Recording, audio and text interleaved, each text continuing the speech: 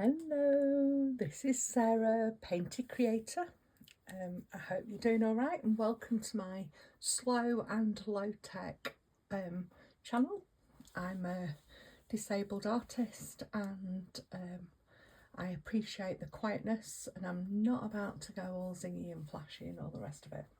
So today I'm painting on a half a sheet of A4 paper. So it's A5, and this is the paper that I use for my everyday watercolour. It's Creative Peak. You can get it on Amazon. I guess you can get it elsewhere. And it works out about 25p for a A4 sheet of paper. It's 300 grams, and it holds water really quite well for a reasonably priced paper. Obviously, if money is not an issue to you, then use Arch paper or Bockingford, or any of those brands. But for me, and I know for many who live a disabled life, the cost is part of it. So also, if you're liking and subscribing and doing all the rest of it, that will be really helpful, because it will help my channel to grow. And share it with your friends if you know of others who would appreciate a bit of a slower paced and a lower tech tutorial space. So the majority of my paints that I use are these Cotman watercolour paints, and again, these are great value for most of my paintings done with these. Good pigments, and you can just replace the little squares, so you can either buy another little brick of to drop into these little pan spaces, or you can just refill them with a tube and let them dry. Great way of keeping things affordable. And I think the tubes are around about £4 and the little bricks are about £3. So these are half pans. I do have one or two additions that I've added in, like my Potter's Pink. I really like my Lavender and my Turquoise. I think they're additions, but as you can see, they're quite well used, and I quite like them. So I pre-squirted my paints with my little spritzer bottle. It's a bit like giving them your morning coffee. If you haven't got a spritzer bottle, just drop a bit of water into each of them and hydrate them. So I'm also going to use my medium mop brushes. This is my big one. I'll be using that for the background, and then I'll probably just use my small mop brush and a rigger brush. This is a number 2. I don't know which one I'll use yet until I get there. And maybe a little liner brush. This is a 0.3 Nico Pro. So grab your things and let's just enjoy the watercolours. It's about a process, it's not about perfection. Remember that one. So a bit of paper towel helps you to control the water, especially later on. And I've got 2 jars of water. I'm using one to wash my brushes and one for clean water. So I'm just dropping some clean water onto the whole of my background here. When I'm low in energy, I paint smaller, and this certainly would go down a size and paint on a little 5x7 inch would be fine. Just paint at a size that you're comfortable at. Sorry about the plane noise in the background. So I'm going to start off and I'm going to just pick up a little bit of Cadmium Red on my brush. So I've washed my brush and I've got some Cadmium Red. I'm just going to put that down here for a start off.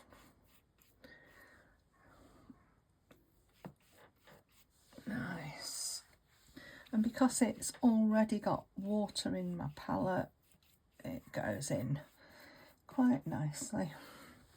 And then I'm going to pick up a little bit of pink. Just need to find the permanent rose.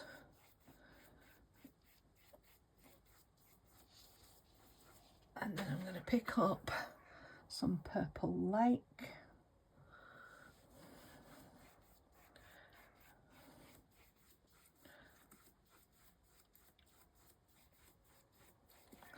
And then I'm going to drop in a little bit of the purples.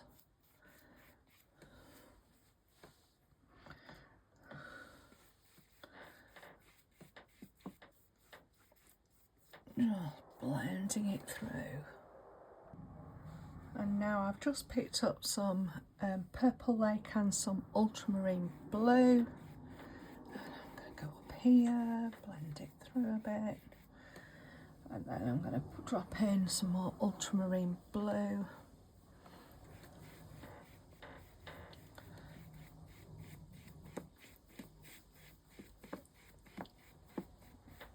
And then I'm just going to wash my brush, take some of the water out of it on an old rag. And I'm just going to go down. And because I'm working on an angle, that works quite nicely. I'm just going to add a little bit more Cadmium Red to the base. And then I'm going to come down.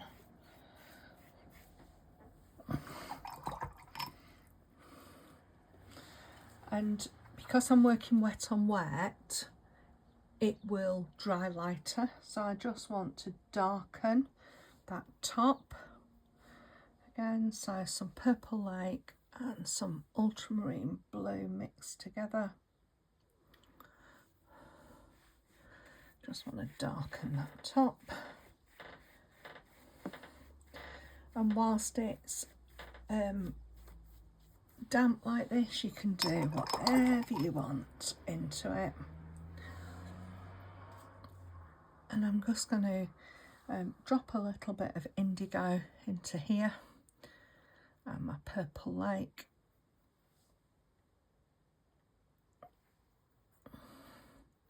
Makes like a really deep bluey purple.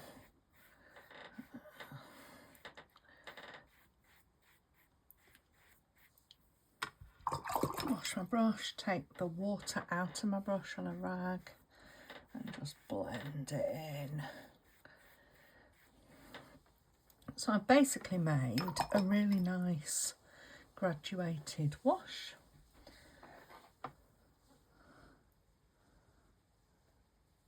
So I'm just mixing a bit of a thicker mix of this indigo and purple lake mixture.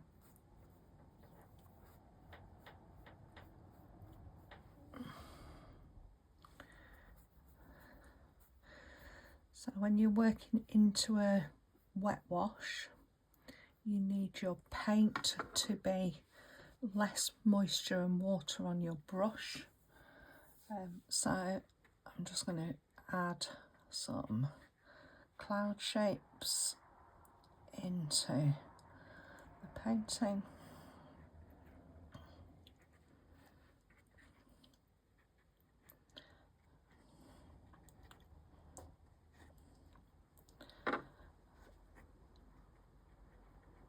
So remembering that the clouds tend to be darker at the bottom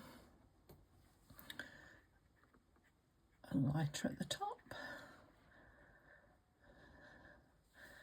And as you work down into the painting, they will tend to lighten a little bit. So I just added a bit more purple lake into here for some smaller clouds. Might just drop a little bit in there for a bit of harmony.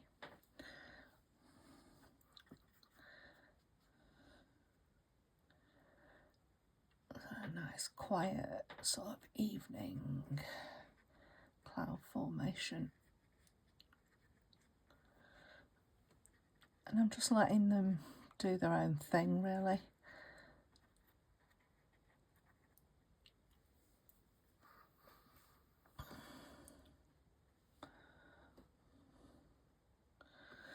So I'm coming further down, so I'm just going to add a little bit more water into the mix. Because I've added some more water, I need to use my paper towel to control the moisture. Otherwise I'll end up with big runbacks.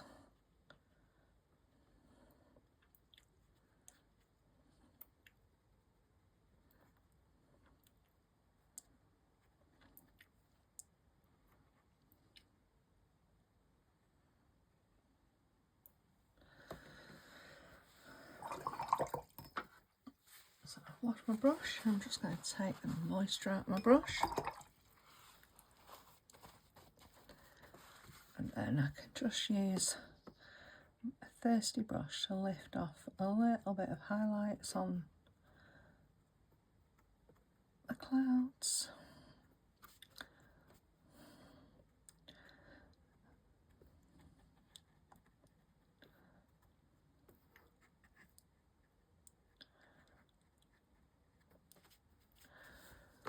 Just taking that excess moisture off.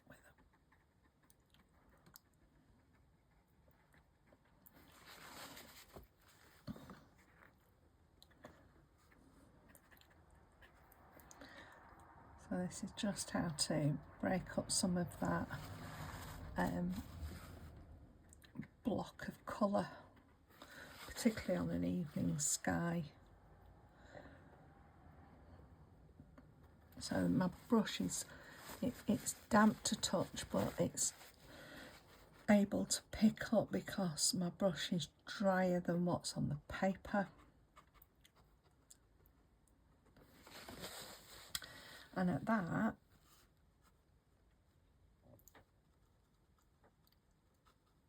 I think I'm going to just let it dry. So, time to go and put the kettle on. Put your feet up for a bit and then we'll come back to it. So it's still a little bit damp, but at this point I can work a little bit in to have a bit of a sort of fuzzier background. So I'm going to mix up some of my Veridian green, which is just a basic sort of general green colour. Any green would work. And then some Ultramarine Blue. And then I'm just going to add a little bit of Indigo into there because we've got Indigo in the sky and that will add to the harmony. I've basically got like a dark greeny blue colour. Play with your colour mixing. It's good fun.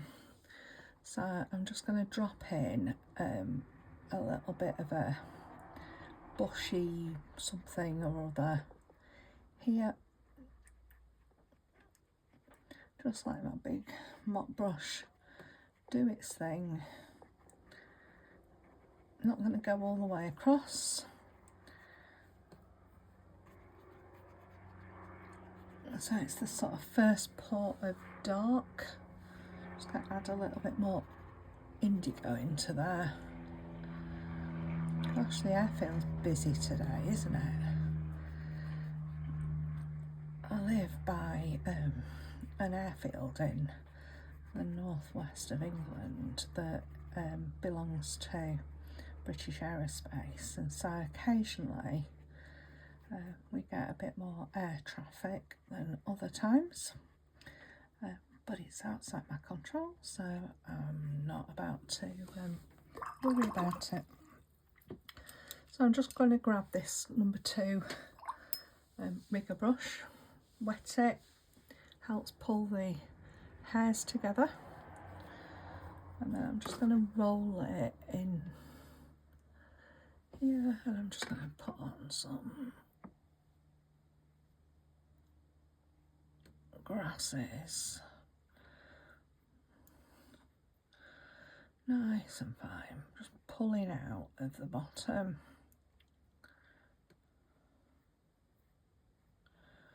Pulling some from the side.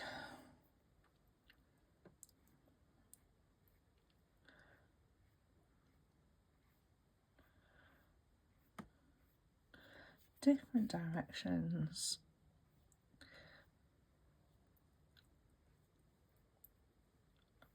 I'm just going to put one or two bigger ones up here. It's only the base colours, so it's fine.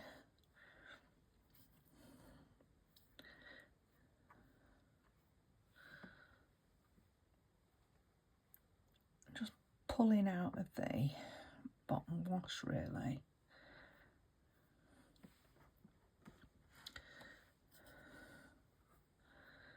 Okay. Nice. So this time I am going to let it dry. So here we are, we're back. It's dry, it's flat. I like that. I'm quite liking that sort of distant feel on it as it's sort of dusk. Could be dusk at a seashore or off the cliff edge if you're on the top of the cliffs, or down by a lake. It could be dusk wherever you want it to be, and I love that. So I'm going to just mix up a darker mixture. So I'm going to go still for the indigo, because I like that as a base colour for this one. And in it, I'm going to drop in some cadmium red to make a sort of a reddy purple colour, because it will sit in nice contrast to the greeny sort of bluey colour that we did. Yeah, so I've got a nice sort of reddy purpley colour. Still with my little number 2 rigger brush. Little aeroplane. So I'm going for some grasses on the front.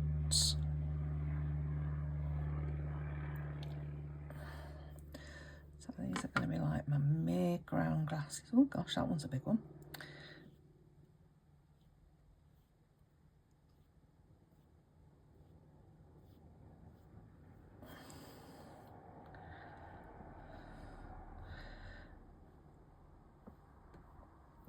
I better put one, I think I'm going to put one across here.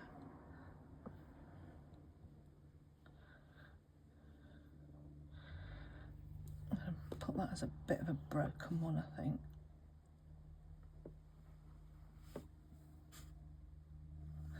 What I don't like about that one is it was in parallel to that, and I try my best to break up different lines.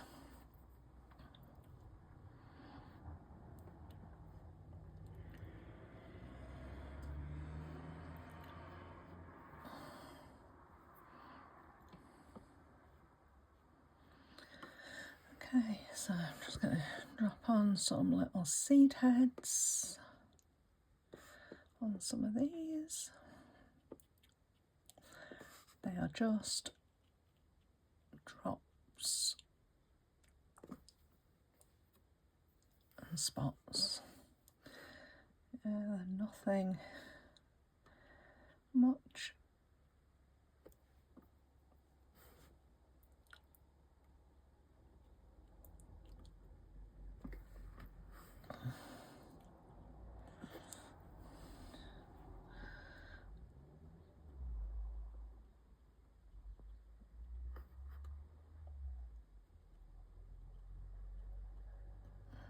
Just tell yourself they're just blobs. All you're doing is doing some blobs.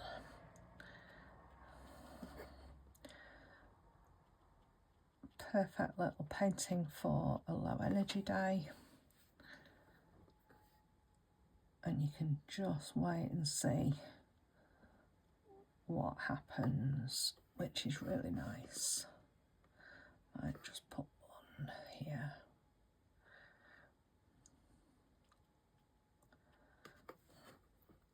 Okay, I'm just going to roll my bit of paint that's left up here.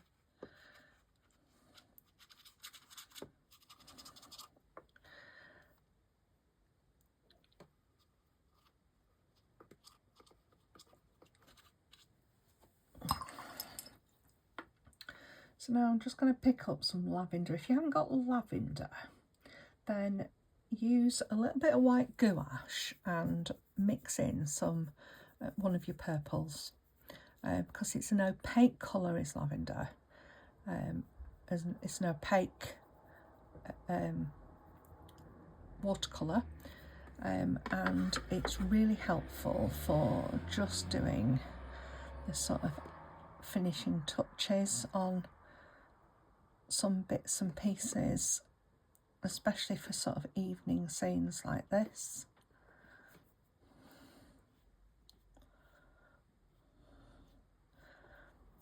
And as you can see, it stands out beautifully but blends in.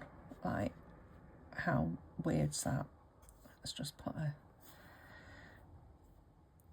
few up here. I'm just going to drop a seed head up here.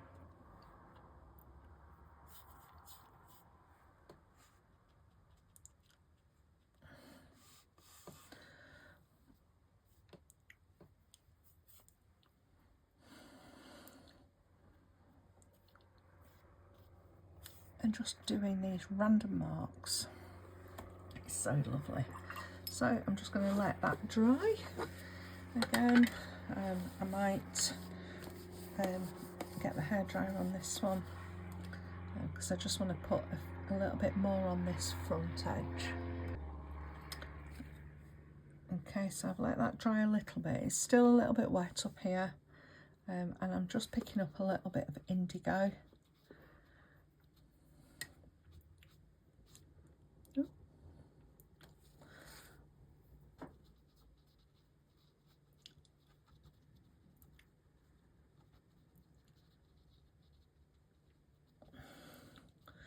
So this is my little mop brush, and it's quite dry, and I'm just stippling and doing some sort of texture marks on this front edge.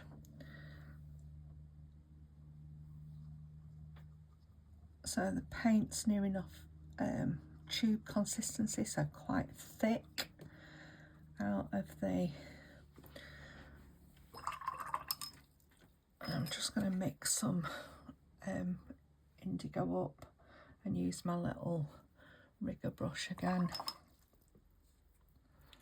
So roll my rigger brush. So this is just a bit of indigo. Just pop in a few more darks, because that helps us see the light, and because this top wash is wet, I can just smooth those in a little bit more. So now I'm trying to draw off the masking tape.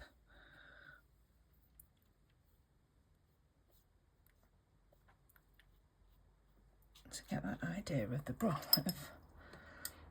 And then I'm just going to put a little bit of my spritz into here, just to add a bit of light. So I'm going to let that dry naturally for as long as I can dare, and then I will dry it off with a little bit of a hairdryer. Okay, I'm just giving it a little bit of a blast with a hairdryer. Quite like this foreground, because I don't want that to stop people looking up and through the painting, because and I really like these sort of different layers and textures on our grasses, but actually these are going to be the stars of the show. So for those of you that don't know this little trick, all you do is you pre-draw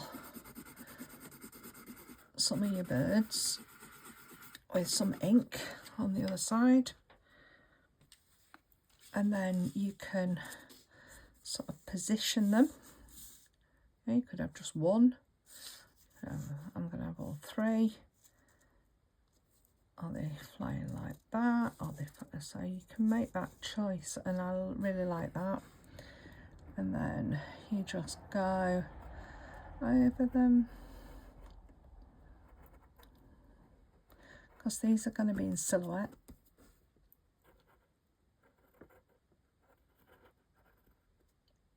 Little head, little tail, little head, little tail and body.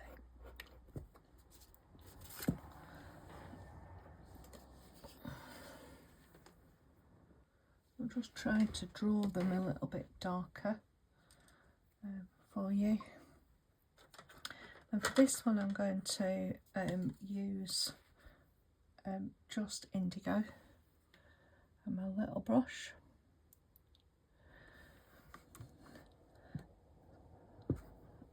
Just rub out a little bit. I was hoping that you could see them.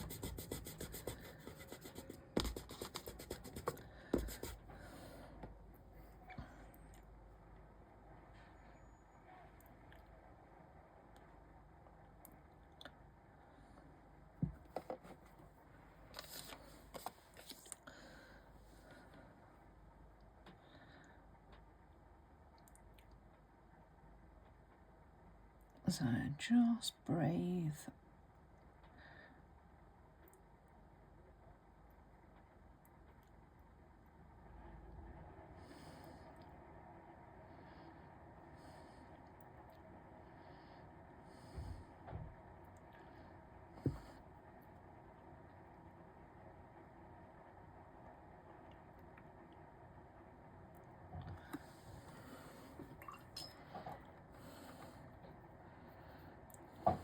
Remember, control your water on the paper towel if need be.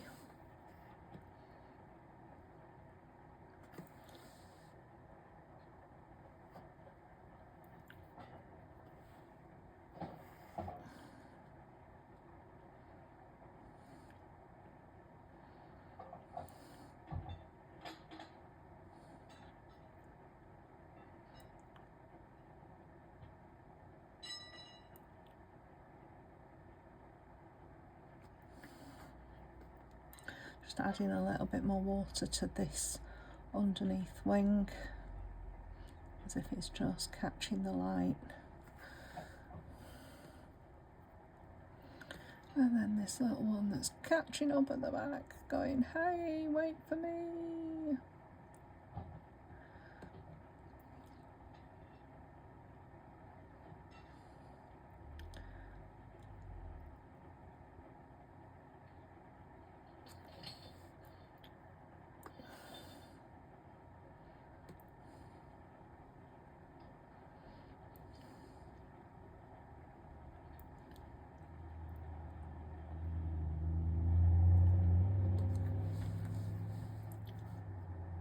Just going to darken this wing with another layer.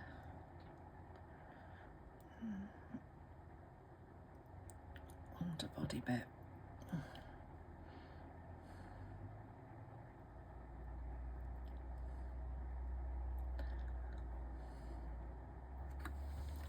Just taking your time, and I think that just finishes off this lovely little low energy, low thought process painting so beautifully, and gives you that sort of sense of calm, and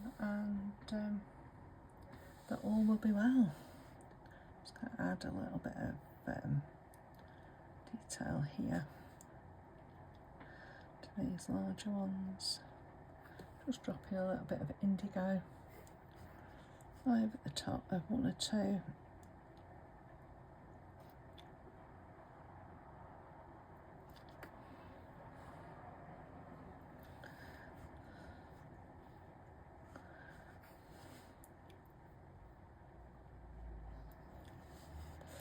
And I think we rescued that bit that I didn't like, where we were looking at things being the same shape in the same space quite well.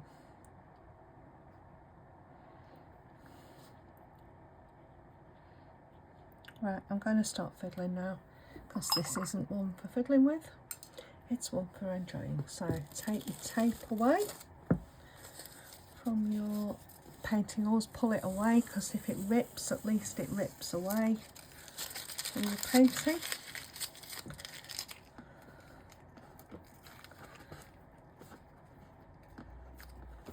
I might even have to sign this one with a gel pen, because it's going to be lost, is my black pen